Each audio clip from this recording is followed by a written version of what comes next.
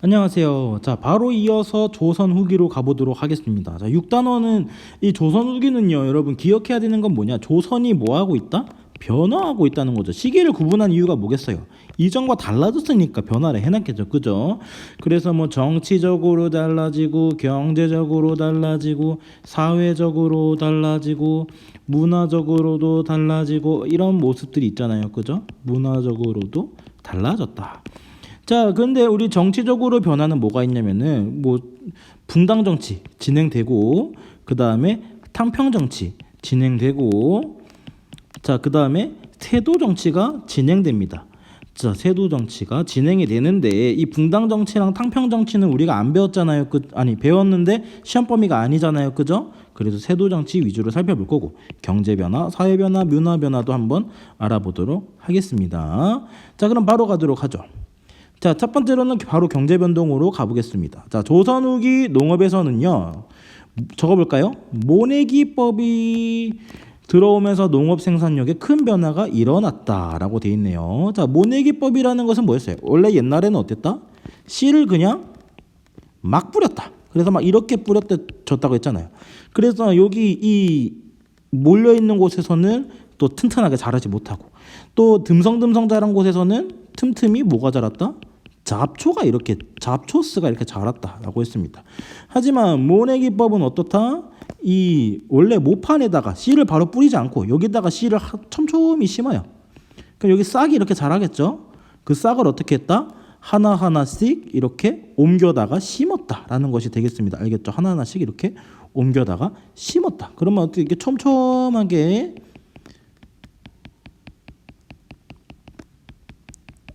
심을 수가 있겠죠. 자, 이러면은 당연히 어떻겠어요? 잡초스는 어떻게 해요? 잡초스는 상당히 적고, 그 다음에 어때요? 쌀도 상당히 많이 해지겠죠. 그죠? 이러한 이득들이 있었다라고 기억하시면 되겠습니다.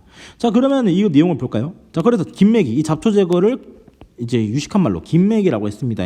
자, 그 다음에 이럴 때 노동력, 힘이 덜 들었다는 거예요. 단순하게 말해서. 그죠? 그 다음에 뭐가 가능했다? 이제 이 모판에 있는 기간 동안 이 땅은 비어 있잖아요. 그죠? 그래서 이 비어 있는 동안 여기다가 뭘 심었냐? 보리를 심었습니다. 그래서 1년에 벼 한 번, 보리 한 번, 두 번 해서 생산했다고 해서 뭐라 했다? 삼촌 아니고 고모 아니고 이모작이라고 했었습니다. 이모작을 실시하면서 당연히 농민들은 이전보다 더 많이 풍족한 생활을 하게 되었다는 거죠. 자, 그 다음 보겠습니다. 자, 조선 후기에는요, 시장도 발달하게 되는데, 다 시장을 거꾸로 하면 뭐랬어요? 장시라 했죠. 장시가 발달하다. 장시는 여러분 옛날부터 있었습니다. 옛날부터 조선 전기에도 있었어요. 옛날에도 있었지만, 자, 후기로 가면은 어떻게 된다? 아주 많아진다는 겁니다. 알겠죠? 그래서 내가 뭐 어떤 요쪽에 마을에 살고 있어도 여기에 장시가 열리고, 여기에 장시가 열리고, 여기에 장시가 열리고, 여기에 장시가 열려. 그래서 그 매일매일마다 열리는 장시에 찾아가면은 됐었다라는 것이 되겠습니다. 거의 시장을 매일 볼 수 있었다 이거예요. 알겠죠? 자, 다음 보겠습니다. 조선 후기에는 광산이나 수공업과 같은 경우에는 관청에서 운영하였던 것이 쇠퇴하고, 어디에서 운영하는 것이 발달하냐? 자, 민간에서 운영하는 뭐 수공업이나 광산이 발달합니다. 왜 그러냐면은요, 관청에서 시켰던 거는 뭐냐면 강제로 시켰어요. 강제로 시켰던 거고, 하나의 의무였어요. 의무. 그렇기 때문에 여러분도 의무적으로 뭐 하라고 하면은 절대 제대로 안 하잖아요. 그죠? 저도 마찬가지예요. 그죠? 그렇기 때문에 그렇게 퀄리티가 좋지도 않고요. 뭐 양이나 아니면은 질이나 이런 것들이 다 떨어졌다 이 말입니다. 하지만 조선 후기에 가면 시장이 활발하게 일어나고 사람들이 돈을 많이 벌게 되면서 많은 뭐 도자기나 아니면 농기구나 아니면 무기들이나 이런 것들을 더 많이 옛날보다 요구하게 됐다는 겁니다. 그래서 이제 더 이상 의무적으로 이 사람들이 하지 않고 민간, 그러니까 개인 사업자라는 말입니다. 알겠죠? 어떤 개개인의 장인들이 사업을 벌여서 돈을 벌었다 이 말이 되겠습니다. 그러면 어떻겠어요? 개개인이 덜 잘 팔리려면 양도 좋아야 되고 당연히 질도 좋아야 되겠죠. 그죠? 그랬기 때문에 상당히 이때는 이제 질 좋은 상품들이 많이 나왔다라고 기억하시면 되겠습니다. 자, 한편에는 또 어떤 일이 있었냐? 자, 조선 후기에 가면요, 새로운 이제 법이 하나 나옵니다. 기존의 특산물을 납부하던 대신에 쌀, 동전, 옷감으로 대체하는 법이 나왔는데 그게 바로 뭐냐? 적어봅시다. 대동법이라고 합니다. 자, 원래는요, 개개인이 이제 국가에게 특산물이라는 걸 냈어요. 특산물이라는 건 뭐예요? 우리 임금님이나 왕실이 필요한 뭐 물건들이 있다고 합시다. 뭐 얘입니다. 뭐 체리가 있다. 체리는 이때 당시 없었겠죠, 그죠? 체리가 필요해. 아니면은 버네너를 먹어야겠어. 버네너 뭐 이런 게 있다고 해봅시다. 뭐 체리나 버네너를 갑자기 줘야 돼, 왕에게. 이런 게 바로 특산물을 납부했던 건데, 이런 게 뭐 이런 거 구하기 쉬운 것처럼 보이지만 상당히 어려울 거 아니에요, 그죠? 갑자기 뭐 임금님이 매를 잡아오라고 해. 그러면 여러분 매 잡는데 막 하루 종일 걸리잖아요, 그죠? 매가 뭐 가만히 있는 것도 아니고.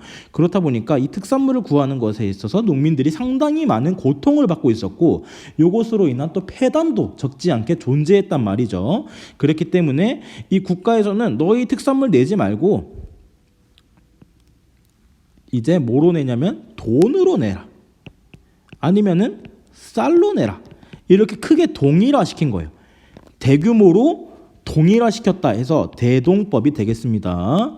자, 이러한 대동법을 실시하게 되면서 그러면 어쨌든 임금님 체리 먹어야 돼요, 안 먹어야 돼요? 먹어야 되잖아요, 그죠? 이 대동법을 실시하면서 어쨌든 임금님께 체리를 사다 줄 사람을 누굴 구하냐? 바로 공인이라는 사람을 구하다가 이 사람을 시켰다, 이 말입니다. 알겠죠? 나라는 이제 이 공인에게 그 돈을 주고, 공인은 뭐 했다? 임금님께 줄 체리를 샀다라고 기억을 하시면 되겠습니다. 그러면 어쨌든 이 공인이라는 사람이 그러면 등장해요. 자, 적어볼까요? 대규모로 물량을 구매하겠죠. 왜요? 원래는 모든 백성들이 다 주던 거를 공인이 한꺼번에 이제 구매를 하니까 당연히 대량으로 구매하다 보니까 경제는 당연히 어떻게 됐어요? 시장에서 구매할 거 아니에요, 그죠? 그렇다 보니까 시장에 대한 어떤 거래가 활발하게 일어나고 돈도 활발하게 유통되면서 경제는 더욱더 발전하게 되더라라고 기억하시면 되겠습니다. 자, 여기까지가 바로 조선 후기 경제 변동에 대한 내용이었습니다. 자, 그러면 이렇게 경제가 변동하면 당연히 사회도 변동하겠죠. 그래서 신분제도가 변동하게 된다. 또 다른 말로 뭐라 해요? 요동치게 된다, 아니면 동요하게 된다, 이런 말 하죠, 그죠? 자, 보겠습니다. 조선 후기 양반의 수가 급격하게 늘면서 반대로 지위는 낮아지게 됩니다. 왜 그러겠어요? 양반의 수가 늘었다는 건 뭐겠어요? 옛날만큼 양반이 어떤 뭐 귀하거나 아니면 소수의 어떤 권력 집단이 아니고 누구나 이제 흔하게 볼 수 있는 사람이 양반이 됐단 말이에요. 그래서 양반의 지위는 옛날 많지 않겠죠, 그죠? 그래서 이 양반 중에서도 이제 급이 나눠집니다. 당연히 수가 많아지니까요. 그래서 권력이 낮아진 양반들을 이때 뭐라고 했었냐? 바로 잠반이라고 불렀습니다. 잠반 적어봅시다. 자, 그럼 여기까지 한번 알아봤고요. 자, 그 다음에 또 이제 양반의 지위 변화에 대해서 알아봤습니다. 자, 그 다음에 이제 중인의 변화에 대해서 알아볼까요? 자, 중인이라는 것은 선생님이 크게 말해서 누구랑 누구랬어요? 어떤 기술관이나 기술직을 종사하고 있던 사람이나, 그러니까 전문 직종이죠. 뭐 의료나 법률이나 회계나 뭐 통역이나 이런 거 종사하던 전문 직종자들을 중인이라고 했고, 또 누구를 중인이라고 했었냐? 나중에 가면은 서얼을 중인이라고 했습니다. 서얼이라는 것은 뭐냐? 바로 첩의 자식을 말합니다. 자, 그래서 적어볼까요? 근데 이 서얼은요, 많은 차별을 당하고 있었어요. 뭐 과거를 보지 못했다던가, 아니면은 관직에 승진의 제한을 준다던가, 이러한 약간 폐단들이 있었다. 그래서 이들은 상소운동을 통해서 기존의 차별을 폐지했고, 그래서 과거도 볼 수 있고 관직도 진출할 수 있게 됩니다. 왜 이게 가능했겠어요? 왜 가능했냐면 당시에 충분히 양반의 지위가 낮아졌기 때문에, 이전만큼 강하게 통제할 이유가 없었기 때문이다라고 이해하시면 되겠습니다. 알겠죠? 자, 3번 보겠습니다. 자, 농민 중에서 일부 부유한 농민층은 무슨 첩을 구매해서 신분 상승을 시도했냐면은 바로 공명첩을 구매했다라고 적으면 되겠습니다. 자, 여러분, 부유한 농민층, 이거를 두 글자로 뭐라 했습니까? 적어볼까요? 분홍이라고 했죠. 분홍. 자, 특히 분홍이 공명첩이라는 것을 샀어요. 공명첩이라는 것은 무엇이냐? 자, 임명장입니다. 임명장. 근데 여기에 이름은 비어둔 거예요. 누구를 어디로 임명함 이러면서 이런 임명장을 돈을 주면은 샀던 것이죠. 그래서 뭐 이 돈을 줬으면 여기다 이름을 적어주는 거죠. 뭐 김개똥 이렇게 적어가지고 줬다 하고 기억을 하시면 되겠습니다. 여튼 공명삽이 뭐라고요? 이름이 비어있는, 이 이름 명자잖아요. 그죠? 이름이 공 비어있는 임명장이다 라고 기억하시면 되겠습니다. 자, 계속해서 가볼게요. 자, 노비아 같은 경우에는 수가 어떻게 되냐면은 감소합니다. 왜냐면은 우리 추노 이야기했었죠? 노비가 많이 도망을 갔어요. 도망을 간 것도 있고, 또 당시 정부에서는 이 원래 노비는요, 여러분 사람 취급을 안 했습니다. 그렇기 때문에 노비는에게는 세금을 걷지 않았어요. 하지만 조선 정부는 돈이 당시에 많이 부족했기 때문에 돈을 많이 걷기 위해서 이 노비들을 점차 해방시켜주고 그냥 일반 농민으로 바꿔주기 시작합니다. 왜요? 이들로부터 뭐 거두려고? 세금 거두려고 그런 겁니다. 아셨죠? 자, 그래서 대표적으로 이제 노비의 수를 줄이는 제도가 뭐였냐? 적어봅시다. 노비 종모법을 실시했다라고 기억하시면 되겠습니다. 자, 노비 종모법은 뭡니까? 선생님이 말했죠. 노비의 신분은 종속시킨다. 누구의 신분에 따라 종속시킨다? 엄마 쪽을 따라서 된다는 겁니다. 그러니까 엄마가 이제 노비가 아니야. 그러면 자식도 노비가 아니게 되는 겁니다. 아셨죠? 노비가 아니고. 반면에 엄마가 노비예요. 그러면 자식도 뭐다? 노비가 된다. 이 말이 되겠습니다. 알겠죠? 이게 바로 노비 종모법이고, 또 누구로 해방시키냐? 공노비를 해방시킵니다. 공노비는 선생님이 뭐라고 했어요? 적어볼까요? 관청 노비다라고 했었죠. 관청에서 일하고 있는 노비들을 해방시켜줘서 이들을 다 일반 농민으로 바꿔줬다. 왜요? 세금 거두려고 라고 기억하시면 되겠습니다. 자, 한편 이렇게 사회가 지금 경제나 사회나 급격하게 변화하고 있잖아요. 이런 긴급한 변화에 맞닥뜨려서 조선시대 때 사회 경제적인 변화가 일어나게 되는데, 이러한 변화는 기존의 성리학은 요거를 반영하지 못해요. 그러니까 요거에, 왜냐하면은 성리학이라는 학문 자체가 뭐예요? 인간의 본성, 우주의 이치를 공부하는 이런 아주 심오한 학문인데, 이것이 당시에 어떤 이런 사회 문제를 해결할 수 있었을까요? 없었습니다. 그죠? 그렇기 때문에 이러한 사회 문제를 해결하기 위한 실용적인 학문이라고 해서 뭐가 등장했냐? 실학이라는 게 등장하게 되었다는 것입니다. 자, 실학의 특징은 두 가지로 알아보겠는데, 첫 번째, 토지 개혁을 주장했던 농업을 중시한 학파라해서 중농학파가 있었고요.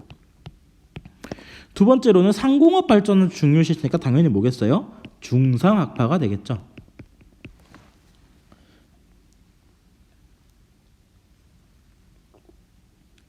자, 물 좀 마시고 왔습니다. 자, 그러면 왜 이러한 중농 중상학파가 있었냐? 그러니까 중요한 관점에 따라 차이가 있었던 거고, 특히 중농학파가 토지개혁을 주장한 이유는 무엇이냐? 당시에 농민들이 힘들어하고 있는 이유, 농촌 사회의 문제가 토지의 불균형이라고 봤기 때문이에요. 그러니까 일부 사람들은 어떻게 봤냐면은 농민들이 가난한 이유, 농민들이 잘 먹고 잘 사는 사람들은 계속해서 잘 먹고 잘 사는데 힘든 사람은 계속해서 힘든 이유가 뭐였냐? 바로 이 토지 많이 가진 사람은 많이 가지고 적게 가진 사람은 적게 가졌기 때문이다라고 주장을 했던 겁니다. 알겠죠? 근데 이러한 실학의 한계점이 있습니다. 한계점이 무엇이냐면, 첫 번째, 이들의 입장이 충분히 반영이 되려면은 여러분, 이들이 당연히 뭐가 돼야겠어요? 관리가 돼야겠죠. 하지만 이들은 관직에 진출하지 못했어요. 그러니까 관리가 되지 못했다 이 말입니다. 그래서 이들의 입김이 크게 작용하지 못했고, 두 번째로는 이들은 뭐 실용적인 개혁을 주장했지만 기본적으로 원래는 뭘 공부하던 사람이었냐면은 유교를 공부하던 사람이었어요. 그래서 이 유교를 공부하던 사람이었기 때문에 이 유교 사상에서 완전히 벗어나지 못했다는 한계점을 지니고 있습니다. 왜요? 유교 사상은 기존에 대해서 어떤 뭐 폐쇄적인 신분제도나 아니면은 뭐 혁신적인 개혁을 주장하기에는 약간 보수적인 사상이잖아요. 그죠? 그렇기 때문에 이들이 아무리 개혁을 주장했다 해도 기존의 조선의 체제 내에서 주장을 했다는 거죠. 알겠죠? 그러니까 이런 한계점도 지니고 있다라고 기억하시면 되겠습니다. 자, 그 다음에 이제 문화적인 변화에 대해서 알아보겠습니다. 여기는 쉬우니까 빠르게 알아볼게요. 자, 서민들도 문화생활을 누렸다라고 해서 서민문화라고 했죠. 대표적으로 한글소설, 뭐 홍길동전이나 뭐 춘향전이나 이런 걸 읽었다 했죠. 그 다음에 풍속화 그렸다. 그 다음에 가면극이었던 탈춤, 이거 탈춤을 왜 췄다고 했어요? 양반계층을 풍자하기 위해서라 했죠. 그 다음에 종합공연 예술이었던 판소리가 있으면서 이게 조선시대의 뮤지컬이라 했죠. 뭐 심청가, 수군가, 흥부가 이런 게 있다고 했습니다. 서민문화만 기억하시면 되게 뭐 큰 무리 없습니다. 자, 마지막으로는 조선 말기의 정치를 한번 살펴보겠습니다. 조선 말기는요, 갑자기 어린 왕이 등장하게 되면서 정치의 모습이 크게 바뀌어요. 소수의 외척 가문이 정치를 주도하게 되었다는 겁니다. 왜요? 왕이 너무 어렸기 때문입니다. 근데 외척이 누구라고 했어요, 선생님이? 외갓집 세력이다 라고 했었죠. 외갓집 세력이 장악을 하게 되면서 대표적으로 누가 있다 했어요? 풍양조 씨나 안동기 임씨가 있다고 했습니다. 자, 그러면서 여러분 당연히 중앙에서는 지금 이 정치를 쥐락펴락하면서 난리 부르스를 치는 아주 혼란스러운 상황이란 말입니다. 아셨죠? 혼란스러운 상황이니까 당연히 이 지방에 신경을 쓸까요? 못 쓸까요? 신경을 못 쓰겠죠. 그래서 지방에 있던 관리들은 어떤 일들을 벌이게 되냐? 백성들, 이 수많은 백성들의 돈을 마구마구 뽑아먹기 시작합니다. 알겠죠? 많이 뽑아먹었다면 뭘 뽑아먹었다는 거예요? 세금을 뽑아먹었다는 거죠. 그래서 대표적인 이제 세금이 세 가지가 있다고 해서 이걸 뭐라 했냐? 삼정의 문란이다 라고 했습니다. 삼정의 문란. 자, 그래서 삼정의 문란 하나씩 알아보겠습니다. 첫 번째, 토지세에 거두는 문란이라 해서 전정의 문란이라 했습니다. 토지세라는 것은 뭐냐면요, 농사를 지으면은 그 농사 지은 것 중에 일부를 나라에게 주는 것을 토지세라고 합니다.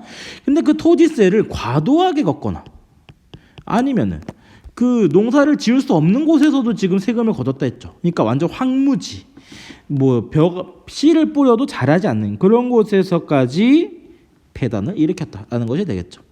두 번째로는 뭐가 되겠냐면은 군정의 문란이 되겠습니다. 군이 뭐겠어요? 군대입니다. 군대.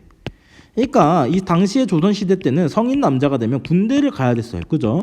그래서 성인 남자가 군대를 안 가는 대신에 냈던 세금이 바로 군정인데, 이 군정을 성인 남자한테만 걷는 게 아니라 어린 아이나 죽은 사람한테까지 세금을 거뒀던 거예요.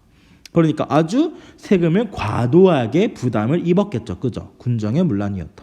자, 마지막으로는 뭐가 있었냐면 환곡의 문란이 있었습니다. 환정이라고 해도 됩니다. 자, 환곡이라는 것은 뭐냐면은 원래는 곡식을 빌려줬어요. 곡식을 빌려줬는데 빌려주고 농민들이 좀 배가 고플 때 곡식을 빌려주고 가을에 추수하고 나서 곡식을 약간의 이자를 붙어서 갚는 제도가 바로 환곡 제도였는데, 여기서 어떤 일이 있었냐? 강제로 빌려줬다는 거죠. 강제로. 그러니까 원치 않은데 강제로 빌려주고 세금을 과도하게. 그러니까 이자를 아주 높게 냈다는 겁니다. 아셨죠? 그럼 당연히 농민들은 어떻게 했어요? 눈물 파티가 되겠죠. 그죠? 이렇게 힘들었다는 겁니다. 자, 그러면서 이러한 삼정의 문란이 일어나니까 당연히 농민들 화나겠죠. 그러면서 지방 곳곳에서 반란이 일어나게 됩니다.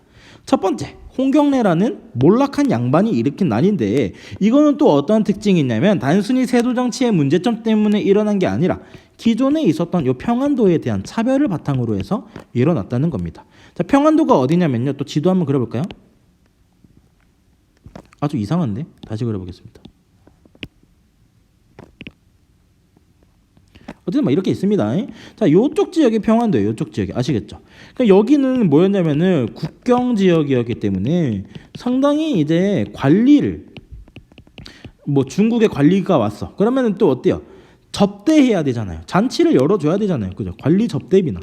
아니면은 국경 지역이었기 때문에 이 외적의 침입을 막아야 되니까 어떤 군사 유지비 이런 것들이 너무 많이 들었다는 거죠. 알겠죠? 그렇기 때문에 여기에서는 뭘 많이 걷었다? 애초에 세금을 많이 걷었고요. 그리고 차별을 또 많이 하던 지역이었다라는 것이 되겠습니다. 그래서 이러한 것들에 반발해서 반란이 일어났던 게 뭐였다? 홍경래의 난이었다라고 기억을 하시면 되겠고요. 자, 두 번째는 임술농민봉인데, 이 임술은 뭐냐? 임실 치즈피자가 아니고 입술이 아니고 임술연이죠. 그죠? 1862년입니다. 알겠죠? 1862년에 전국적으로 반란이 일어났는데 특히 이 진주라는 지역에서 많이 일어났다. 전주 아닙니다. 전주는 비빔밥이 맛있는 데고 진주 지역에서 일어나게 됩니다. 자, 오늘은 여기까지 해서 한번 크게 조선 후기의 내용에 대해서 정리해봤습니다. 여러분들 이렇게 정리해주는 선생님이 어디 있습니까? 그죠? 여러분 분명히 시험 공부 잘하라고 해주는 저의 프레젠트니까 여러분 방심하지 말고 꼼꼼하게 공부하면서 시험 마무리 잘했으면 좋겠어요. 얼른 기말고사 끝나고 같이 놀자고요. 알겠죠? 자, 그러면 마지막 저는 세계사 파트 들고 오겠습니다. 다음에